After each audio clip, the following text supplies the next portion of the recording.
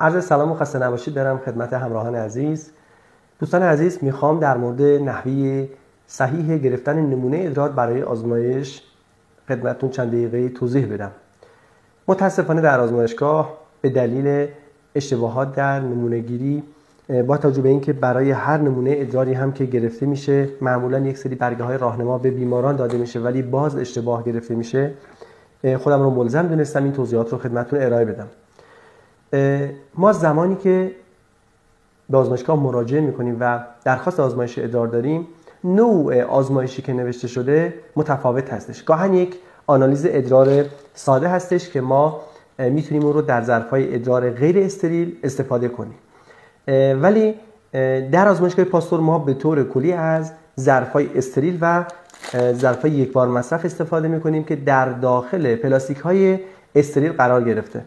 ببینید زمانی که شما یک یورین آنالیز یا آنالیز ساده ادرار دارید، یکی از آیتم هایی که ما باید گزارش بکنیم میزان آلودگی به باکتریا هستش که متاسفانه هنگام نمونه گیری گاهن آلوده میشه و ما گزارشی که میدیم اشتباه هستش به دلیل اینکه هیچ گونه آلودگی در بدن وجود نداره، فقط در هنگام نمونه گیری این اتفاق افتاده و منجر به اشتباه در گزارش ما میشه. ما زمانی که یک ظرف ادرار رو خدمتتون تقدیم میکنیم، حتما شرایطی که خدمتتون توضیح میدم رو چه برای آقایون و چه برای خانم ها و چه برای کودکان رعایت بفرمایید تا بتونیم جوابی که خدمت شما ارائه میدیم بهترین و با کیفیت ترین جواب باشه. اولین ادراری که خدمتتون توضیح میدم کشت ادرار هستش. ما یورین آنالیز خدمتتون بگم، یورین آنالیز ما ادرار رو میگیریم و اون رو تحویل آزمایشگاه میدیم، ولی برای اینکه اشتباهی در گزارش آزمایش ما وجود نداشته باشه، حفظ یک سری نکات واقعا الزامی هستش.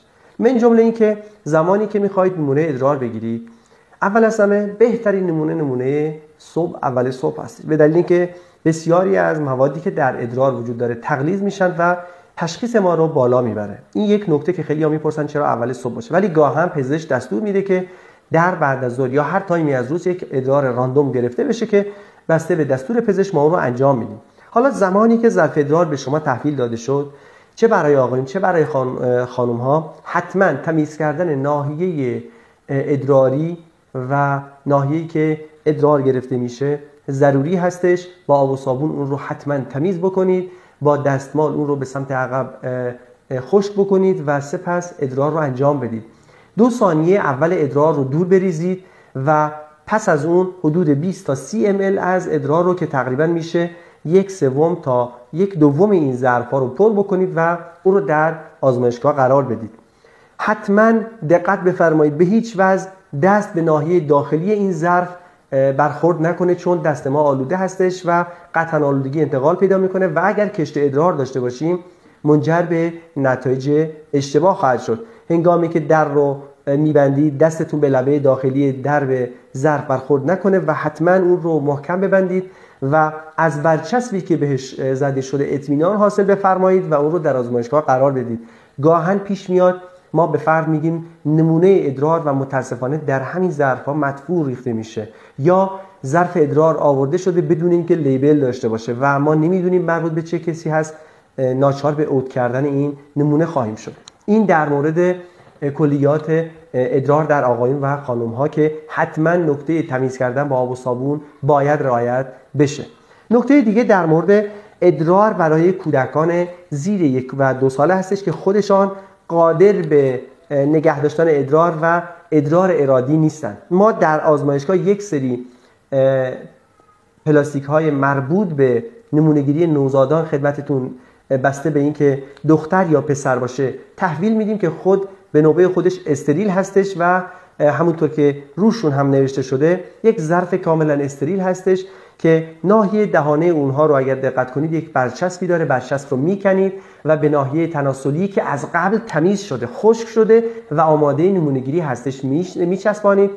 حدود 45 دقیقه میتونه این برچسب‌ها روی بدن بمونه و پس از اون معمولا بین 10 الی 15 ml ادرار جمع آوری میشه و اون رو برای آزمایشگاه میاریم. بعد از اینکه نمونه رو گرفتید این پلاستیک رو تا میکنید، چسب اون بسته میشه، دوباره اون رو در داخل یک ظرف ادراری هم که به شما تحویل داده شده قرار میدید، به صورت بسته بدون هیچ دخالت دیگه اون رو تحویل آزمایشگاه میدید و آزمایشگاه این رو مورد آزمایش قرار میده. دوستان عزیز، یکی از معضلاتی که در نمونه‌گیری کودکان هستش آلودگی بسیار شدید به باکتریا هستش که در 90% موارد مربوط به نمونه‌گیری اشتباه هستش و عدم تمیز کردن ناحیه ادراری تناسلی.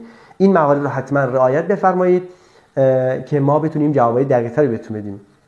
و آخرین نمونه ادراری که در آزمایشگاه معمولا انجام میشه ادرار 24 ساعته هستش. ظرفای به این شکل و شمایل خدمت شما تحویل داده میشه که معمولا همراه با یک برگه راهنما هستش که شما باید تک تک این بندها رو مطالعه بفرمایید. دوستان عزیز، این نوع نمونه برای آلودگی نیستش، معمولا برای بیماری‌های کلیوی هستش که ما اون رو به دستور پزشک انجام میدیم. نحوه نمونه‌گیری در ادرار 24 ساعته به این شیوه هستش که شما باید 24 ساعت تمام نمونه‌هایی که در یک بازه 24 ساعته انجام میدید رو به استثناء اولین ادرار در داخل این ظرف جمع‌آوری کنید. یعنی چی؟ یعنی اگر شما به طور مثال در ساعت 12 ظهر یا 7 صبح شروع به یک نمونه‌گیری برای ادرار 24 ساعته می‌کنید، اولین ادرار رو دور ریخته در برگه مربوط به نحوه جمع‌آوری ادرار در یک جدولی ما تاریخ و ساعت شروع نمونه‌گیری رو براتون نوشتیم. تایمش رو می‌نویسید، مثلا ساعت 12 ظهر اولین ادرار رو دور می‌ریزید. ما بقیه ادرارها رو به طور کامل در داخل این ظرف جمع‌آوری می‌کنید تا فردا ساعت 12 ظهر تمام ادرارها جمع‌آوری میشه. 12 ظهر فرداش ادرار آخر رو می‌ریزید و این رو تحویل آزمایشگاه میدید. در این بازه 24 ساعته بعضی از تست ها حاوی یک سری محلول های شیمیایی هستند که باید در داخل این ظرف‌ها ریخته بشه. پس این رو از دسترس کودکان دور نگه می‌دارید، در جای خنک و تاریک نگه می‌دارید و حتی الامکان در داخل پلاستیک‌های مشکی در داخل یخچال قرار بدید. این کلیاتی بود در مورد نحوه گرفتن نمونه ادرار. امیدوار هستیم که مفید باشه و به دردتون بخوره. یا حق.